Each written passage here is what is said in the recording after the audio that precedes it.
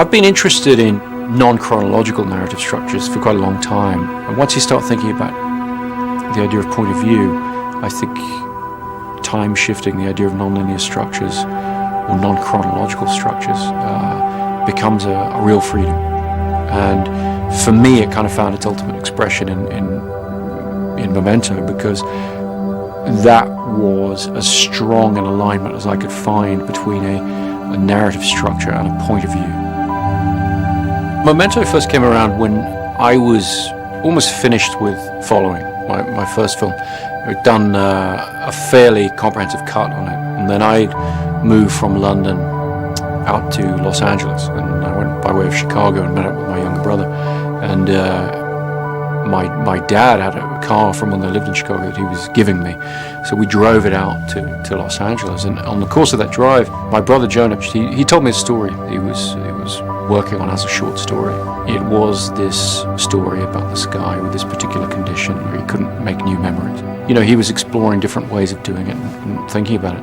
And the first thing I said to him was, if you could find a way of writing that short story from the first person, sort of subjectively, that would be an incredible thing. If you could put somebody in the head of somebody who couldn't make new memories, who was suffering from this kind of trouble, that would be amazing. When I came to write Memento, I showed it to Emma, my producer and wife. She certainly found it to be extreme in the demands it was going to place on the audience. Certainly on the page it was very apparent. And my response to that, because it was good to be made to think about that, but my response was, I think I've figured out something I can do, that I know how to do, that I think connects with an audience. I think particularly when you're starting out, it's a bigger risk to be middle of the road in a sense, because there are a lot of great filmmakers who can do that and probably do it better than you can. And so I wouldn't want to say that it's like, oh, I had my gimmick or something, because that isn't how it felt to me. It felt much more something I was passionate about.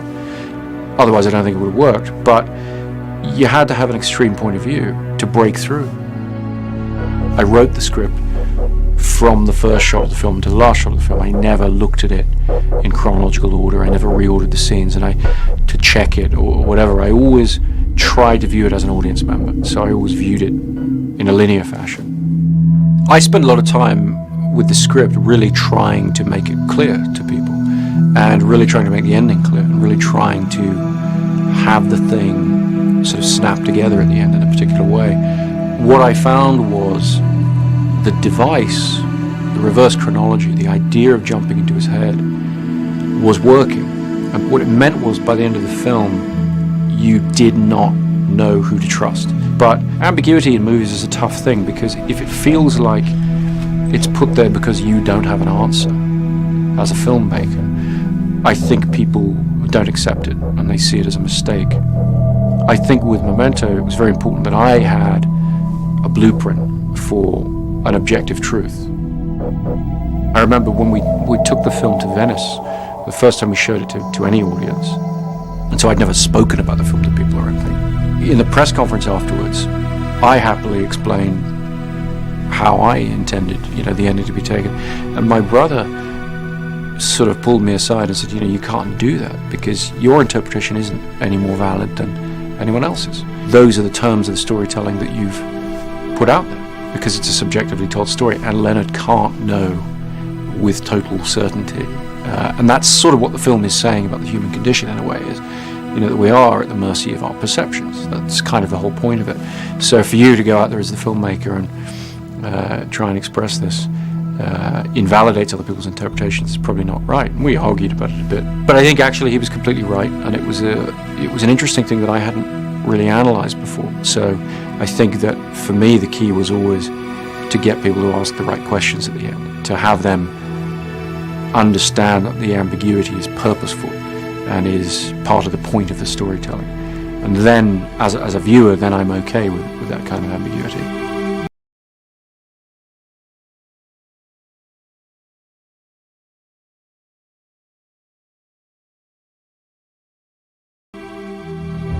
I've grown up in an era when films are watched more than once. I've always felt a responsibility to create something that isn't just coherent on a second viewing or logical on a second viewing, but that also might give you a slightly different experience. To me, doing it in a narrative sense, making something that had a number of levels on which we're trying to portray things and different ways to explore the narrative by watching the film again. That seemed one way to achieve what I saw as, and I still do, as a responsibility of the filmmaker who has years to create something that the audience only has 2 hours to receive.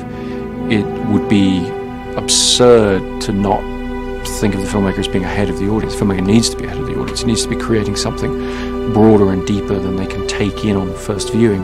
Well, I'm a big fan of Roeg's work, and I think if you look back, I mean, particularly at, the first 20 minutes or so of performance, there's just this incredible display of non-linear editing and shifting time and different images from different points of the story to just create a type of narrative from that. So that's certainly a big influence. But other filmmakers, I mean, even back to Orson Welles, you look at the structure of Citizen Kane, I mean, it's still to this day an incredibly adventurous narrative structure.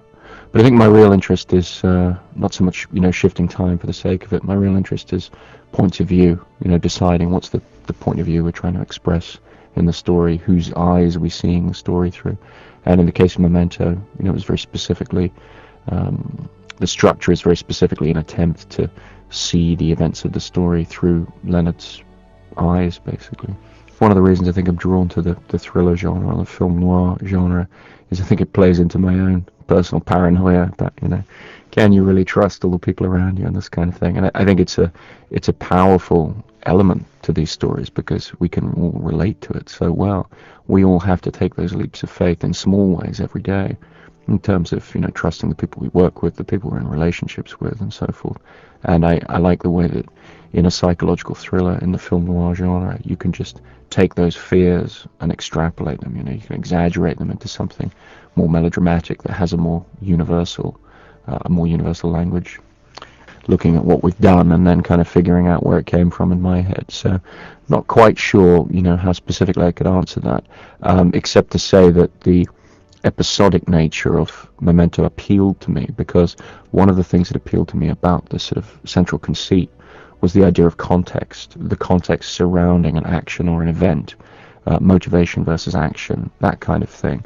So I became very drawn to the idea of creating a story comprised not just of a larger cycle but of smaller cycles within that, and internal echoes and repetitions within that, so that you were constantly seeing either exactly the same thing or something very similar to something you've seen before, but interpreting it in a very different way because of the context. And for me, the whole movie relates to that very strongly, and that was what I was really interested in kind of exploring. So I think what you call the sort of anecdotal side, the episodic nature of individual scenes connecting to create an overall effect, the point at which he receives this damage, whatever form, it seemed to me that if you're telling the story from his point of view, this is the thing that in trauma cases or people who've suffered in this way, that tends to be a little bit blank. That tends to be the missing piece. So if you're seeing events very much from his point of view, it's very important to us to never be too explicit in exactly what's happened at that particular moment. Jonah did some research in the course of his story, but we didn't do too much because we were never interested in presenting a medical reality. I did enough to give me the confidence to go ahead and write the screenplay, knowing there was a scientific basis for these things, particularly in terms of the different types of memory that I wanted to explore in the film and the differences between them. But one of the things I found in my research is that all this is actually very poorly understood. And what I was really interested in exploring was the metaphorical potential of the condition. The other aspect to that is that I wanted to present everything in the story the way Leonard sees it, at least to begin with. And he sees his condition in quite simple, absolute terms. He has to in order to believe that he can live with it, that he can work around it. So there's a sense in which the condition is presented in somewhat simplistic terms, at least at the beginning of the story. I think by the end you gain a slightly different impression of the detail of it. But in fact, I mean, people have seen the film, medical people who work with people with this condition, and they actually found a lot in the film that was, so they said, very true and very relevant, actually. I wrote the screenplay really as an extrapolation of my own process of memory, of examining my own process of memory, and the way I use, I'll write I'll write a phone number on my hand, I'll take a Polaroid picture of something, I'll, keep a souvenir of something, all these things, that when you start to examine them in detail, if I were to tell you a, string of 12 numbers, 30 seconds later you won't be able to tell me what they were. Once you start to examine the specifics of how interpretive your short-term memory is, rather than, it's not a tape recorder, as he says in the film, it is an interpretation, not a record. And the more I start to examine that and extrapolate from my own process of trying to absorb information and pass it into the long-term memory, the more fascinated I became with the way this character would live, and what Guy Pearce, who plays Leonard, totally understood, and what we really connected with in coming together on the project was that this is not, a portrait of a freak. This is not some, medical drama or something like that. This is an everyman. This is an exaggeration of all of us. And what we really wanted to do is create a film that would hopefully have some members of the audience questioning their own short-term memory, questioning the way that they themselves, absorb this information. Because we all proceed under this very confident assumption every day that we are accurately perceiving the world around us and filing this away as accurate information, and we tend to ignore the interpretive nature of that. When I came to the story of Memento, once Jonah and I had decided, as we did very early on, right from the get-go, that what we wanted to do is put the audience into this guy's head to make them suffer his perceptual distortion for a couple of hours, and in that way hopefully make them think about certain things we were fascinated by in the story. And the structural solution to doing that was, okay, we want to withhold the information from the audience that is withheld from the protagonist. Telling the story backwards is a way of doing that, and basically that's the structure of the film. It is a story told backwards. But it came about as a result of that particular question. How do we tell this in the first person? Because there is no effective first-person narrative in films. The grammar of film is a more objective grammar. Well, it isn't objective, no. It appears to be objective, which is why I think it's very powerful to use it in a subjective way, in a more subjective way, an even more subjective way than most films do, rather than having the author of the film or the director or whoever be the head through which you're seeing things, which is certainly subjective, but to try and elide that, to try and combine that rather with the perspective of one of the characters in the story.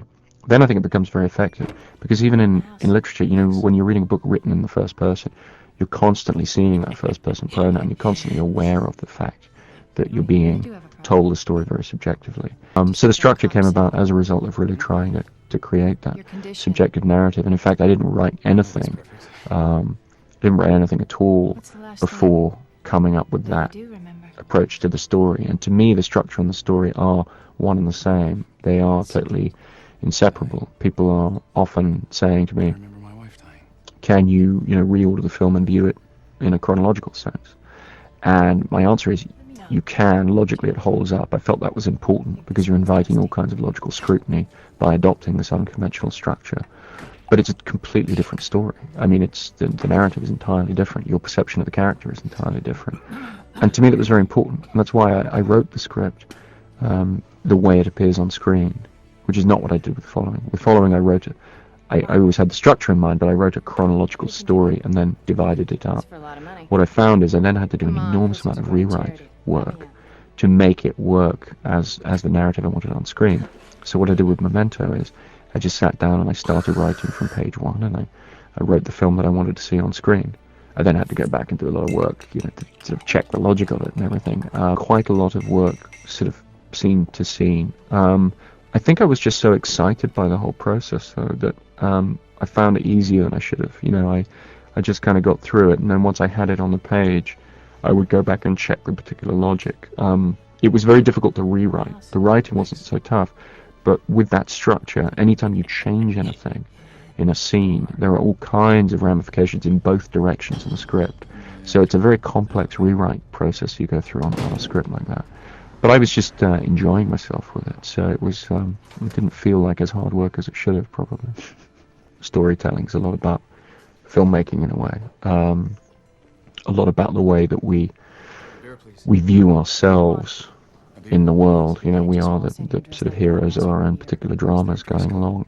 And I was fascinated and am fascinated by the sort of paradoxical nature of that. You know, you and I both sit here talking, and we're both the center of our own particular little narratives. And how do you reconcile that? I try not to be conscious of the sort of stuff while I'm writing the script. But when I look back at what the film is, to me what the film is fascinated by, and I think Following this is true of as well, is the tension between our imprisonment in our own subjective view of the world and our unshakable faith that there is an objective reality outside of that. But we can never perceive it. And I think one of the things we go to films to see is to have a more comfortable experience of viewing this controlled universe in which the objective truth is presented. You know, and there are these kind of rules, and the filmmaker does at the end of it all say, okay, this is what the truth of this whole situation was. And I think that, you know, we find that to be a pleasurable experience, an escapist experience, because we don't ever get that in real life. And in Memento, we wanted to make a film that kind of didn't do that. I've always loved the sort of, you know, classic film noir, you know, where you kind of know where the story's going. I mean, I was thinking more, I think, of Double Indemnity, you know, where they sort of begin the story, you know, at the end, and with Fred MacMurray kind of stumbling into this office and then relating his story. And Following has the same sort of concern. I quite like films where you actually, you know where you're going, and the process of the narrative is not so much what happens next as why has this thing happened. That, to me, becomes very interesting. I think it was very much Guy Pearce's performance that opened the film up emotionally for people. I think that when I wrote it in a very cold way. I wrote it as a puzzle. I was interested in the puzzle. What Guy brought to it is he took on the challenge of not treating it as a puzzle, but treating, you know, Leonard as a man and his emotions and what would the reality of that situation be. And so in doing that, he just opened up the truth of that situation for an audience. And I had, in trying to be clever in a sense, you know, I'd sort of grasped at these tropes from film noir and crime fiction, you know, Jim Thompson, people like that. Yes. But I had done it, I think, in a quite intellectual way, if you like. What Guy did is he made it emotional for an audience. And that opened the film up in a way that I valued tremendously. And it changed the way I write. So when I wrote Inception, for example, I did write from a much more emotional point of view because I realized that that's really what the audience connects with in the immediate moment of the images, you know, passing before them, and that the structural ideas, the sort of superstructure of things, has a different role and different strengths. He likes to delve into it. He really likes to know. He likes to know exactly what's behind something, especially if you've written the script yourself. You know, and I found that invigorating because Memento was a complex and confusing script for a lot of people, but the precision with which he would analyze it and he would ask me questions, really, he became an incredible logic filter on the piece and really ensured that it held together as well as it could. One of the things is unreliability. Yes. And because of his disease, everything is unreliable in the movie. Well, certainly the unreliable narrator, particularly in noir, I think is something I'm fascinated by. And finding a character, creating a character who is by definition unreliable, but is fooling himself that he's not. And so you're kind of peeling him away through the film was really fascinating to me. And one of the things I enjoyed shooting the most was there's a moment where he's in Carrie-Anne Moss's house and he's got his set of files with the big rubber band around him. Very much like that rubber band. It's a nice thick one they found in the prop department. He sort of pulls it off and he's got all these files. And what we did with the camera is we just gradually changed the elevation of it to reflect a shift in point of view. And it's the one time in the film where you really sort of see him from outside and you see her you see him from her point of view, and he's just this self-delusional guy. He's a guy who can't possibly perform this investigation, who can't possibly succeed. And there's something, I think there's a lot of pathos in that. And I enjoyed that moment and shifting that point of view there. And central character is unreliable, but the narrator, which in this case would be you, has to be incredibly reliable. The movie is constructed in such a way that you don't find the usual wait a moment moments after cheat. the moment. You cannot cheat. No, you couldn't cheat. When you take a structure like this, and Inception is very much the same, when you're demanding of the audience that they engage with this game in a way, with this puzzle, it's very important that you not cheat. And I think it's also very important that you provide answers. And there are plenty of ambiguities in the film, but the ambiguities themselves are answers, I suppose is the way to put it best, that it's very clear to the audience the things that they can't know, in a sense. And I think that is an important part of it, is the narrator is indeed unreliable, but you have to feel there's an authority behind the film that knows what's going on. And indeed, I have a very precise interpretation of everything in the film, that it was constructed. Whenever I watch it, the dialogue is phenomenal. The rhythm of it is fantastic, is incredibly smart, but it doesn't feel like repartee in a movie. It doesn't feel smart in a postmodern way. It's just smart because the characters are incredibly challenging. Well, I'm not the writer of the family, my brother is. And when I started writing screenplays, I tried writing good dialogue, and it never worked. It was horrible to look at, and it sounded incredibly forced. And I've never been comfortable I couldn't write a novel because I've never been comfortable with an authorial voice or the tone of what that would be.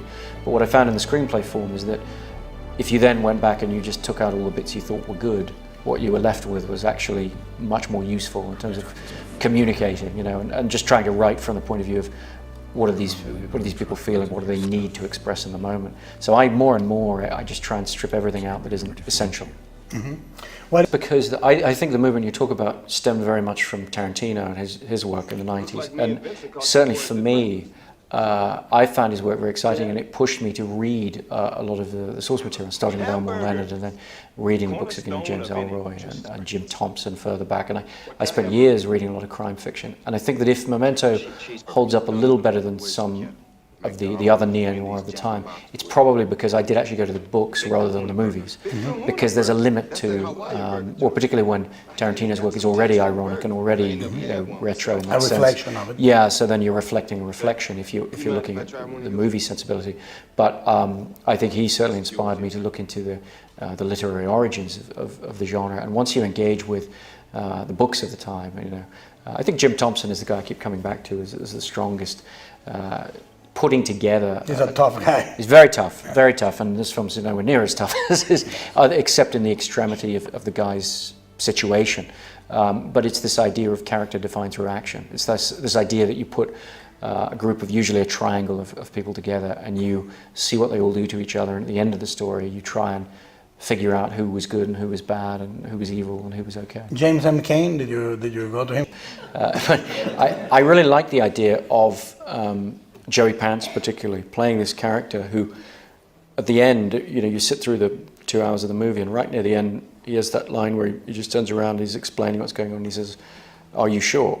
Mm-hmm. And seeing Joey Pants say that, and knowing that for all of us in the audience watching it, he's the last person you want to be hanging on as having the truth of the entire story you've seen. Exactly. And sort of for him to be the only guy who really knows what's going on, and he's telling you a version of it, and you're in the position of the protagonist is that you can't know. I just thought he was the perfect character and the perfect actor to play it, to hang that moment on. It was an interesting film to cast because it is a triangle. It's a very specifically, there are other characters, but it's so strong on the three. Interestingly, Carrie-Anne Moss was actually the first actor that we cast. And Before Guy. Wow. She was very hot off the first Matrix at the time, and just liked the script, responded to it, and was someone I wanted to work with. And she came on board early on and said she would do it, and then we went out to cast. And then I met Joey Pants through her. Because of the Matrix. Because of the Matrix. And so, she was friends with Joey and thought he'd be good for it and whatever. And I met Joey and thought I didn't want to cast him, and for a long time tried to cast everybody else, but he sort of hung in there and knew I would come around eventually, as I did. And then Guy, I met with him and sat and talked about the script, and he wasn't at all what I'd had in mind. I'd imagined somebody older, with more obviously a history to him. Guy was quite young, and when I spoke to him, I realized that he just had such a passion for the script. He tapped it. He tapped into something with it that was clearly very important to him, and you just go with that. You say, okay, I had something else in my head or whatever, but he seemed absolutely perfect. Great moment, and then we'll open it. There's a great, beautiful calculation in the way you reveal the big visual motif in the movie, which is his tattooed chest, and how it happens. It's really building to that. It happens around minute 15 of the film, and it's fabulous how you hint at it and bait the audience into it. Well, the fun thing is you get to discover it with him. And that seemed a very unusual thing to do. So he sees the thing on his hand and thinks it's written there, so he tries to wash it off and can't, and then he sees a little trace of it. And that was always something I thought would be really fun, is to put the audience into this guy's shoes, and he doesn't even know, he can't even trust his own body anymore. That happens to me all the time.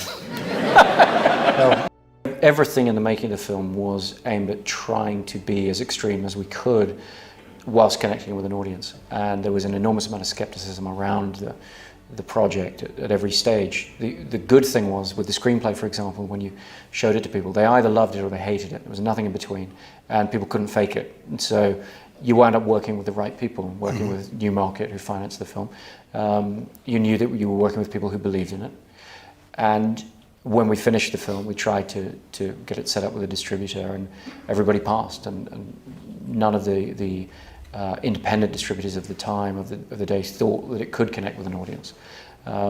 What I had found is every time we showed it to an audience, people would get it. Not everybody, but people would. And as we showed it, as we took it out on the festival circuit, we started at Venice, and then went to Deauville and Toronto, then eventually Sundance. We got very, very good responses in those festival screenings. People would laugh at the right things, the jokes. They would sort of get into the rhythm of it very nicely, and that was a great relief to us, because for about a year we really hadn't known whether the film would ever see the light of day. Mm-hmm. And finding, ultimately it was self-distributed, correct? At the end of the day, Newmarket hired a guy called Bob Burney, who's great, independent. Who is a man with a high testicular content, big balls. I don't want to get too technical. And they set up a distribution company that did very well with the film, and then continued after that to do better and better, and became a big force in independent distribution. This is written filmically in an incredibly precise way. It's actually daunting to think this is your second feature. It's scary, and I kind of hate you. The essential declaration of principles for you is to be free. One is on the beginning, which, believe it or not, is easier. It's easier to be free. It's like somebody says, I will never sell out, and you say, well, wait until somebody's buying. You have to really wait. But I love that then, after your great success, you go and do an equally challenging, equally beautifully rare movie like Inception. Well, Inception came about, I started writing it fairly soon after I finished Memento, within a year or two. It took 9 years to... It took a long time to write, and for me to learn how to make films on the scale that I needed it to be. But it was born of a belief that when I sat, for example, in the Toronto Film Festival and watched Memento with an audience and heard them responding to it in a very, very mainstream way, in a very clear-cut, communicative, relationship between the audience and the story, I felt like you could do that on a big scale. You could do a big version of that, and people would get it. They would respond to it, and I've held that belief for a very long time. And Inception represented my big gamble in that sense. But it's rare that a filmmaker can find success and remain rare. It's truly beautiful when a filmmaker finds success, and the big success is to remain strange. And I think that's to be celebrated. When I look back at the leaps I've made in my career and the progression of films, there's no question that Memento was by far the biggest leap I ever had to take. Because however small it might seem as a commercial proposition compared with big films, you've gone from making a movie on weekends with your friends and your own money to having name actors who you've seen in huge movies, and then spending millions of dollars of somebody else's money. It's a huge responsibility, and so that's by far the biggest leap from one film to the next that I've had to take in my career, and it was fun. We were able to put together a terrific team of people. Wally Pfister, the director of photography, turned out to be an incredible collaborator and really helped keep the production moving along. We shot very, very fast. We shot in 25 and a half days, and those 5-week shoots are very intense. We had a wonderful production designer, Patty Podesta, great costume designer, Cindy Evans, my editor, Dodie Dawn, in post-production, was able to put the film together very, very quickly. The great set of producers, Emma Thomas, Aaron Ryder from Newmarket, Team Todd. It was just a great team of people able to come together and bring an energy and a spirit to the thing that was needed. Guy Pearce, when you look at his performance, and I'm so thrilled with his performance when I look back at the film, he was able to do that under very tricky production situations. We had to move fast. We didn't get a lot of time to mess around with things. It all required an incredible amount of energy. It was a lot of fun, but it was an intense experience. For people starting out who'd be engaging in the same sort of level of filmmaking or looking for the same opportunities, really the thing we learned from it is to stick to your guns, is to have a really strong point of view on what it is you're going to do. Eventually, something good will come of it. Just make sure that you pursue what you see as the truth of that.